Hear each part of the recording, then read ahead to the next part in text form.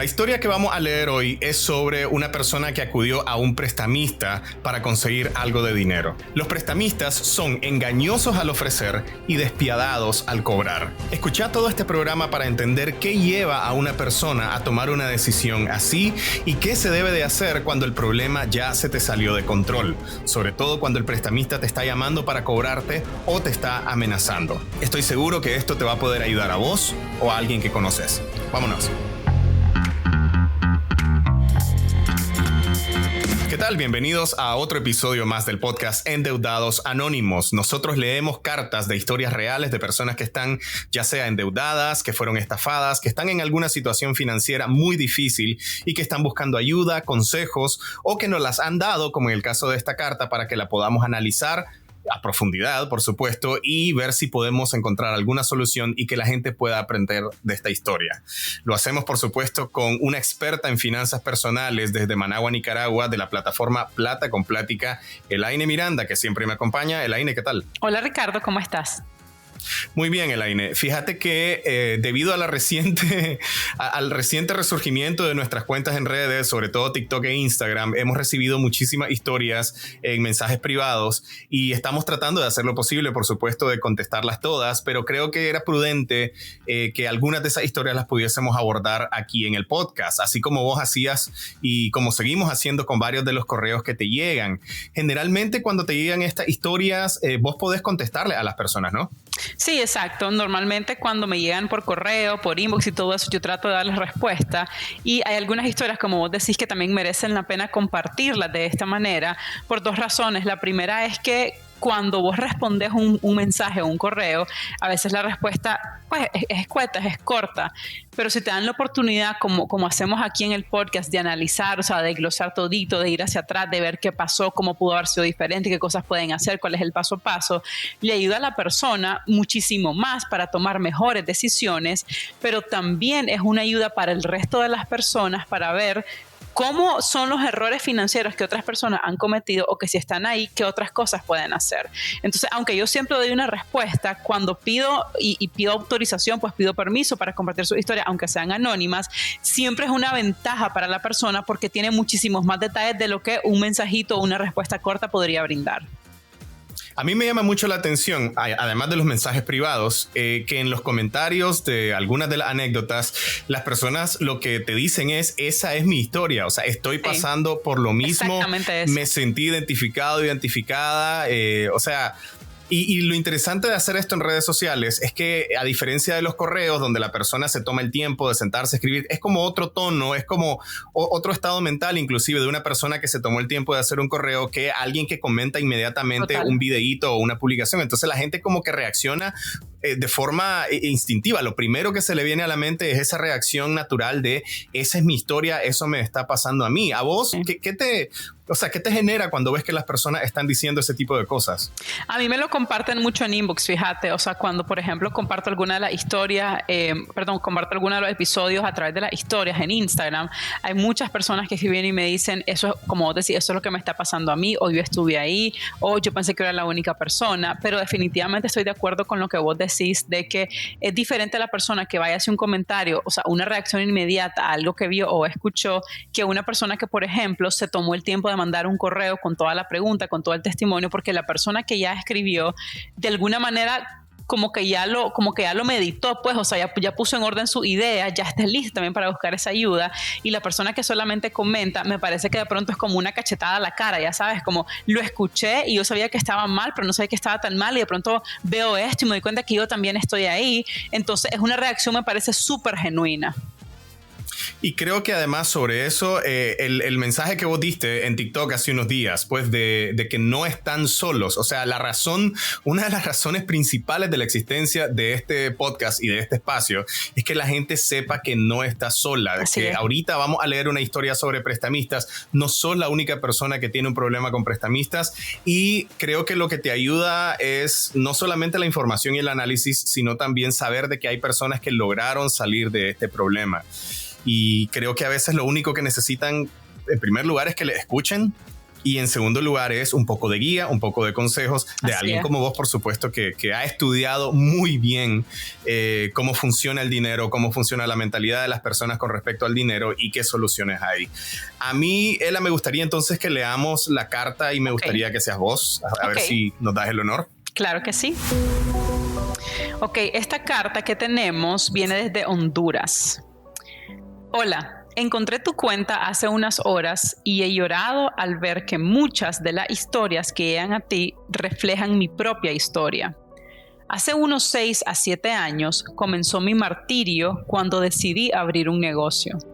Al principio todo pintaba bien, pero debido a una mala administración y mi escaso conocimiento sobre cómo llevar una empresa, me llevó al fracaso. La situación fue tan desesperante que comencé a sufrir ataques de ansiedad, pánico y una profunda depresión. Me encontraba en una lucha interna abrumadora y no compartía mi situación con mi familia ni con mi esposo.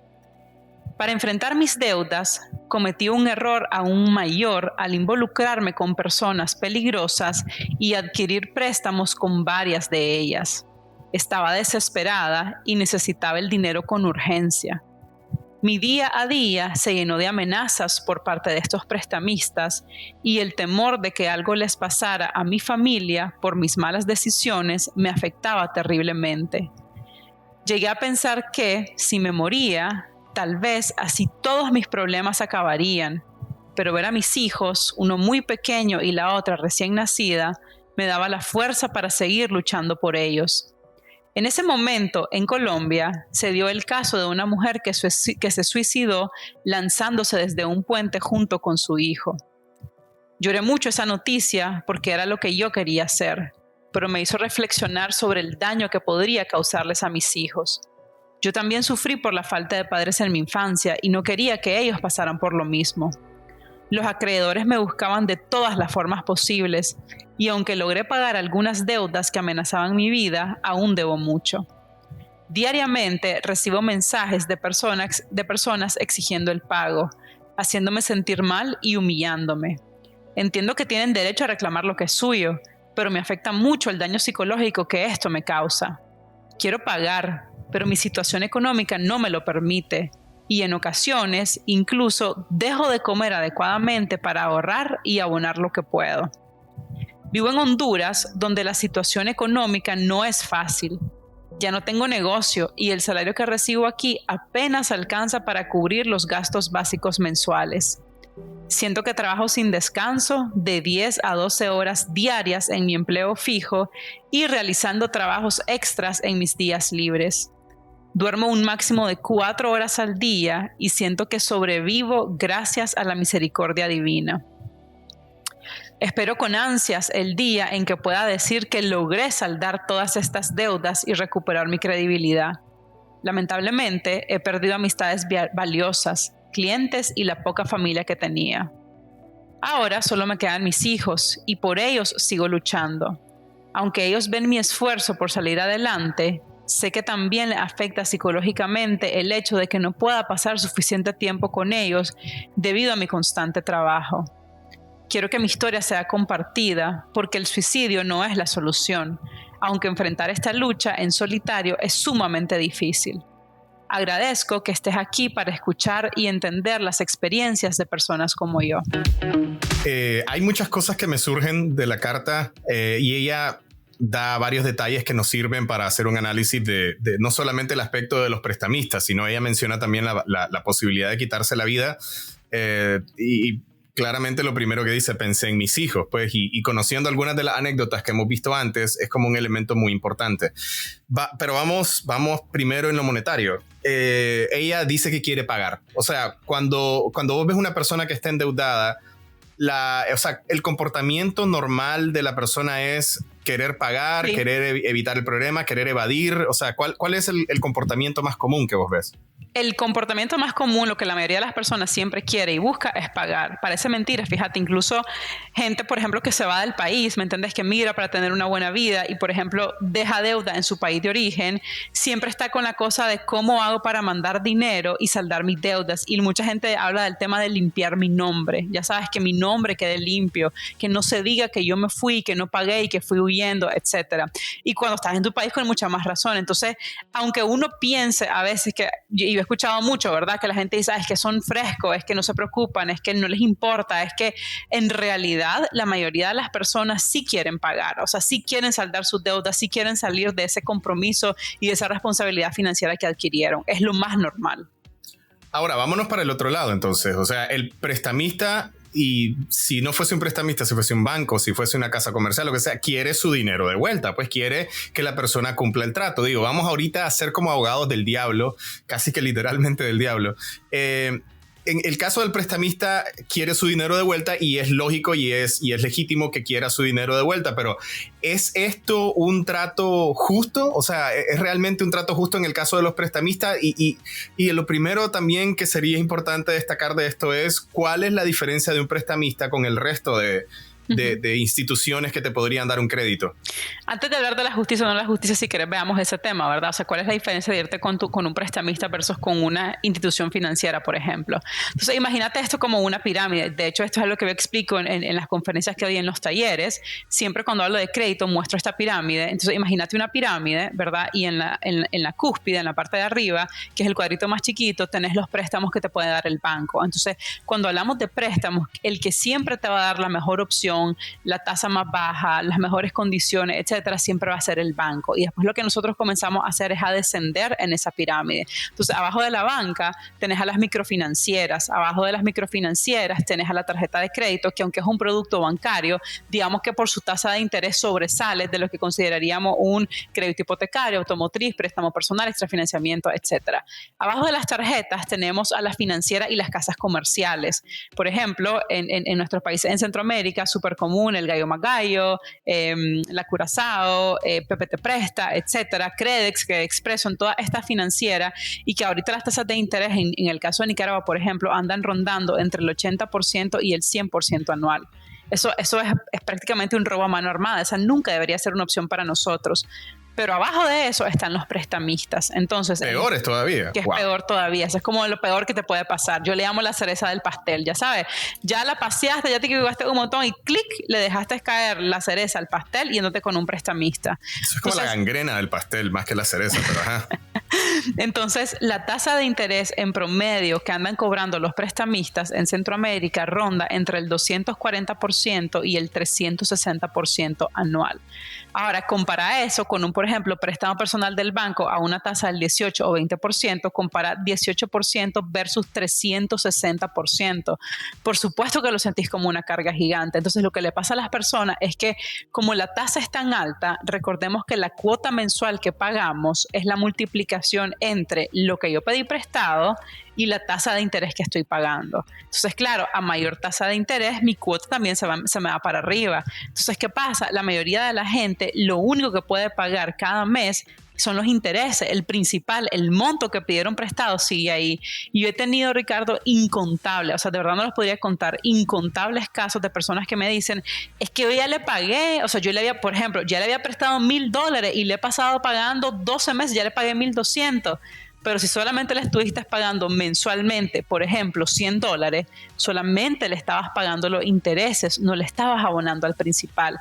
Y esto lo digo porque, claro, el prestamista obviamente se aprovecha, ¿verdad? Y todo, también de su lado hay que decir que el riesgo es bien alto. Al final, el prestamista le está dando crédito a alguien que ni el banco, ni la microfinanciera, ni la financiera le quieren prestar porque probablemente no va a poder pagar. Entonces, en finanzas, la manera en que nos cubrimos del riesgo es subiendo la tasa de interés, entendiendo que el que paga por el que no paga. ¿De acuerdo? Entonces, con el tema del prestamista, sube la tasa de interés, el crédito es prácticamente inmediato, o sea, o el mismo día o en 24 horas, pero cuando empieza, o sea, cuando nos toca empezar a pagar es cuando nos damos cuenta que se siente que nunca vamos a salir de eso porque solamente le estamos abonando a los intereses. Y aquí el truquito también que hacen muchos prestamistas es que además te dicen, solamente me podés cancelar el principal de un solo. Volvamos al ejemplo de los $1,000, ¿verdad? Igual estás pagando, por decirte, $100 al mes.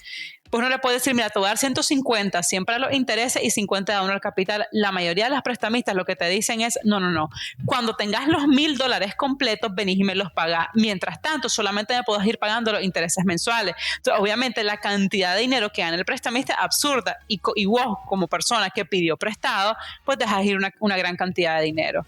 Que si es justo, yo diría que es antiético. No voy a decir si es justo o no es justo, pero la otra cara de la moneda también, muchachos, es que cuando pedimos prestado, vamos emocionados y vamos alegres por ese dinero y no nos damos cuenta de ese detalle de, o sea, yo estoy aceptando que voy a pagar esta tasa de interés, este monto, que solamente voy a poder cancelar hasta el momento en que ya tenga todo el dinero. Si tuviéramos todo eso de antemano y tuvieras claridad sobre lo que eso significa, tal vez no te meterías con el prestamista. Pero no aceptamos como también esa parte de la responsabilidad de decir, yo me metí aquí, yo busqué al prestamista, yo le pedí prestado, yo ni siquiera quise saber cuáles eran las condiciones porque lo único que me interesaba era que me diera mi dinero ya para poder salir de este clavo que tenía.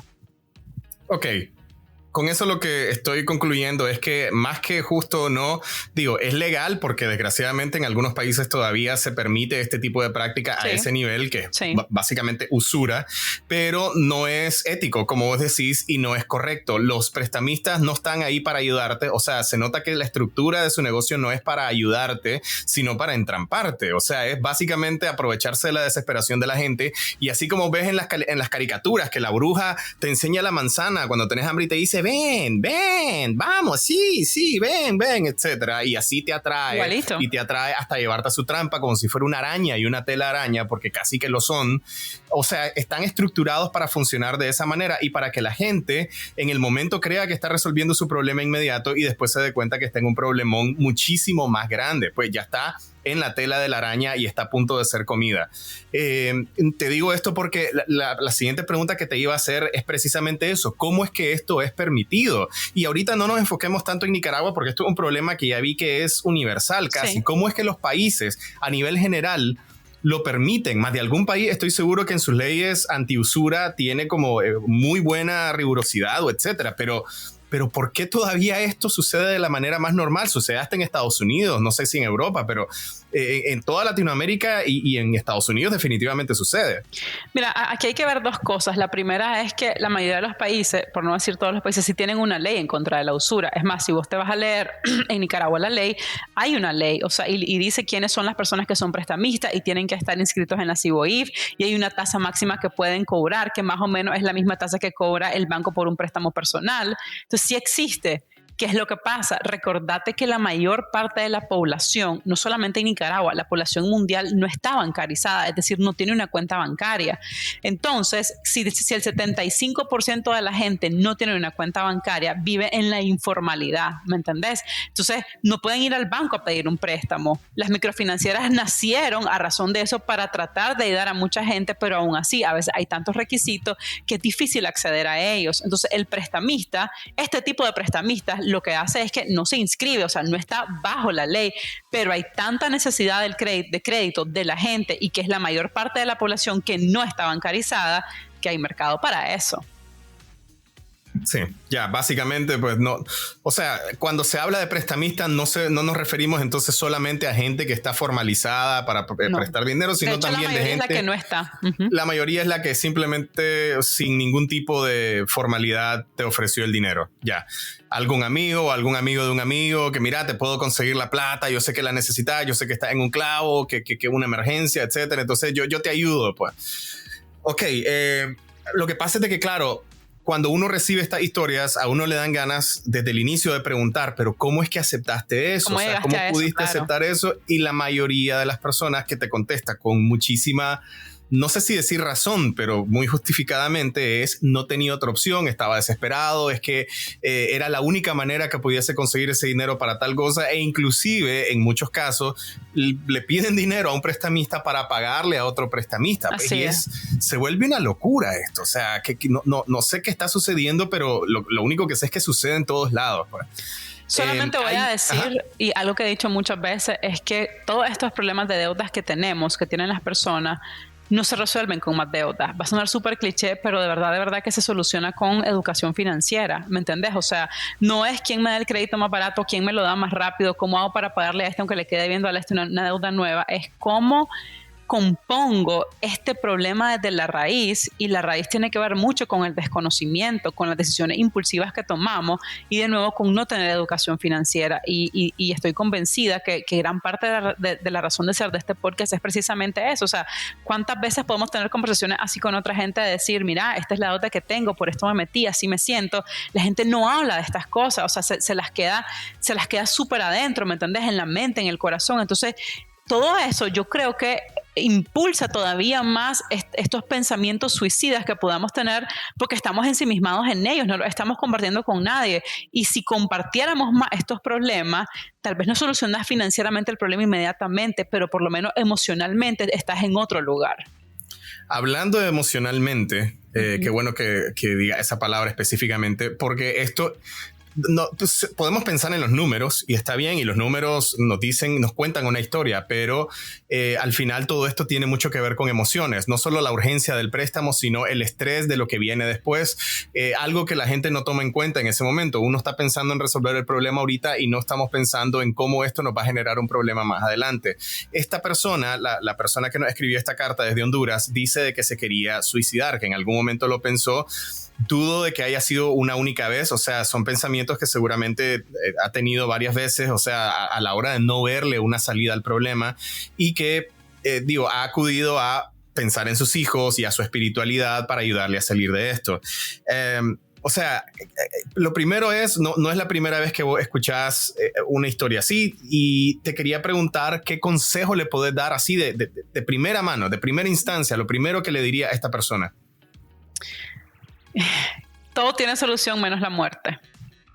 Incluso los problemas de deudas que sentimos que son impagables, que es gigante, que no tengo ingresos, que gano muy poco, todo se puede pagar. O sea, y de nuevo, parte de la razón de este podcast es eso, es poner en evidencia todas estas historias de gente que ha estado sumamente endeudada y que al final, con tiempo, con paciencia, tomando las decisiones correctas, tomando los pasos correctos, sí se puede salir. Pero ante el suicidio, ante la muerte, no hay nada más, y en el caso particular de ella con 2 niños me siento súper identificada, porque yo tengo niños pequeños también, tengo un niño de 4 años y tengo un niño de 2 años, y yo sé que al final los niños se vuelven como un ancla, ¿me entiendes? De decir, si yo me voy, ¿qué pasa con ellos? Si yo no estoy bien, ¿qué pasa con ellos? Y el caso particular que ella cuenta de la mujer de Colombia, siento que además es como de las razones de ser, o sea, o de la raíz, ¿verdad? De donde también nace este podcast, y nunca se me olvida, fue en febrero del 2019 ese caso, y yo te escribí, Ricardo, e incluso escribimos un artículo en conjunto sobre el tema del suicidio, porque, bueno, yo solamente tenía a Luca en ese momento, que tenía 3 meses de haber nacido, y me parecía una cosa tan espantosa pensar, o sea, ¿cómo se tuvo que haber sentido esa mujer para sentir no solamente que tenía que quitarse la vida, pero sino además se llevó a sus hijos con ella? O sea, ella estaba embarazada, me acuerdo, y tenía un niño como de 8 o 10 años, y lo amarró y se tiró del puente. Entonces se fue con sus 2 hijos, literalmente. Digo yo, si uno como madre lo que más querés proteger, por lo que más te debes vivir son tus hijos, ¿qué posición emocional tenés que tener para decir, no solamente me voy a matar, sino que además me lo llevo conmigo, cuando lo que siempre busca es cómo protegerlo, ¿sabes? Y claro, no quiero juzgar a nadie, ni podemos juzgar a nadie, ni poner, o sea, es difícil ponerse en lugar de esa persona. La razón que daba, creo que no sé si es que dejó una nota, pero tenía que ver con que no quería que sus hijos vivieran los problemas que ella había ocasionado, pues ya sea por los cobros, ya sea por vivir sin una mamá, etcétera. Digo, yo no puedo, nadie puede hablar por ella ahorita ya. Lo que sí podemos decir es que cuando esta persona vio esa historia de Colombia, la que nos escribió la carta desde Honduras, cuando vio la historia de esta mujer, la noticia, lo primero que le vino a la cabeza fue, eso es lo que yo quiero hacer. Claro. Así, entonces digo, sea cual sea la situación emocional a la que vos te referís, que estaba esta mujer en Colombia, era muy similar a la situación emocional de esta persona en Honduras. Entonces, yo creo que también podemos como ir viendo cómo combatir este problema también desde el punto de vista emocional, claro, pero ¿qué te lleva a eso? Entonces, pensando en que tenés la deuda con un prestamista, que es un prestamista que te está amenazando, esa amenaza puede ser desde embargo, desde quitarte cosas, hasta violencia. Entonces, o sea, digo, ¿qué tenemos que hacer para no ponernos en esa situación, evitar eso y claro, evitar ponernos en esa posición en la que ya estamos enfrente de una mafia? Sí. Casi que literalmente. Sí, yo creo que vos lo has dicho muy bien, ¿cómo evitas? Y aquí a veces la respuesta es, aunque suene obvio, es evitando, o sea, es no metiéndote en eso, porque la solución, entre comillas, que te da es instantánea, pero no es duradera. Es decir, en el momento agarré el dinero e hice con el dinero lo que sea que me urgía hacer, ¿verdad? Ya fuera pagarle a alguien más, que sucede mucho, o comprar las cosas de la casa porque no tenía, resolviste. Pero inmediatamente después, al día siguiente, cuando el dinero se acaba y hay que empezar a pagar con esos intereses, no hay plata para pagar. Y quiero que lo piensen de esta manera. Si yo no tengo dinero para gastar, no tengo dinero para pagar, mucho menos con la tasa de interés tan grande, tan gigante que están cobrando los prestamistas. Ahora, siempre hay gente a nuestro alrededor que nos quiere, que se preocupa por nosotros, que está dispuesto a ayudar. A veces nosotros somos más duros y no les damos crédito a esas personas, ¿me entiendes? De decir como, no, yo estoy sola en esto. Pero yo creo que también si nos abrimos y compartimos con la gente alrededor de nosotros, podemos encontrar algún tipo de salida. Y muchas veces la salida no va a ser que alguien te dé el dinero que necesitas, pero tal vez cómo empezar a generar vos ese dinero, que es lo más importante, porque también lo que buscamos es una sostenibilidad a largo plazo, ¿verdad? No es nada más el dinero ahorita para resolver, porque esto es toda tu vida, o sea, toda tu vida vas a tener que manejar dinero, toda tu vida vas a tener que ganar dinero, tomar decisiones con ese dinero para gastar ese dinero de la mejor manera. Y a veces un amigo tal vez no te puede dar el dinero, pero sí te puede sacudir un poco y decirte, brother, no hagas esto te va a hacer daño o etcétera. Él ha, muchísimas lecciones aprendidas y creo que espero que esta persona nos esté viendo ahorita y por lo menos haya encontrado algunos consejos o alguna luz al final del camino. Sí quisiera como que tal vez le dieras unas palabras de motivación, porque yo sé que vos has conocido muchas historias de éxito de personas que se han encontrado así al fondo como esta persona, entonces tal vez puedes compartirlo. Sí, pues algunos puntos importantes, algo de lo que ya mencioné, el suicidio nunca va a ser una solución porque ahí está, se acabó la vida y tus hijos van a sufrir un montón. O sea, vos lo mencionabas en tu carta, creciste sin papá, vos sabes lo que es eso y tus niños están súper chiquitos, entonces las necesidades que van a tener de su mamá son mucho más grandes todavía. Es más fácil buscarle una solución al problema de la deuda y mantenerte con vida por vos y para ellos, que simplemente decir como ya no hay solución y mejor me voy de este mundo. Lo segundo es que para poder salir de deudas así de grandes hay que buscar cómo generar más dinero. Y yo sé que vos decías en tu carta, yo trabajo 10 horas, 12 horas, solamente duermo 4. Es un ritmo bien difícil para mantener en un largo plazo, especialmente las mujeres que tenemos que dormir. Está comprobado científicamente que las mujeres tenemos que dormir más que los hombres, más o menos 1-2 horas diarias más. Entonces, que digas que estés durmiendo 4 horas es bien poquito. A veces también nos cerramos, sobre todo cuando venimos de países como los nuestros, ¿verdad? De países centroamericanos, aunque suene cliché, pero de verdad vivimos con una mentalidad de escasez porque siempre hemos tenido escasez y pensamos que no hay suficiente. Entonces, tal vez la solución para tanto problema de deudas no sea trabajar 2 horas más en ese trabajo que tenés que te pagan poco, sino qué podrías hacer por tu cuenta, qué más podrías hacer, no sé, algo de cocina, algo de elaboración de algo de salón de belleza, algo de venta de compra y venta de lo que sea, que te ayude a generar más dinero para poder salir de esa deuda del prestamista. Pero lo más importante, y yo siempre lo digo, no es salir de deuda, es aprender a vivir libre de deudas, y eso lo logramos aprendo a controlar el gasto, entendiendo cuánto dinero estoy ganando, en qué estoy decidiendo usar ese dinero y tomando mejores decisiones día a día. Porque recordemos que la deuda no es una bola de nieve que me cayó gigante a mí un día y me levanté y estaba endeudada. La deuda nosotros la vamos construyendo día a día, decisión a decisión, cada vez que yo gasto un poquito más de lo que gano. Muchísimas gracias por esos consejos, Ela. Y a quienes nos están viendo, pueden comentar si conocen una historia similar o si tienen algún amigo que ha pasado por algo así. Denle like, denle suscribirse a nuestro canal y comenten, porque vamos a estar compartiendo estas historias en cada uno de los videos. Son historias reales y estamos omitiendo cualquier información que pueda revelar la identidad de la persona. Así que con esto les invitamos a seguir pendientes de estas historias y gracias por acompañarnos en otro episodio más del podcast Endeudados Anónimos. Hasta pronto.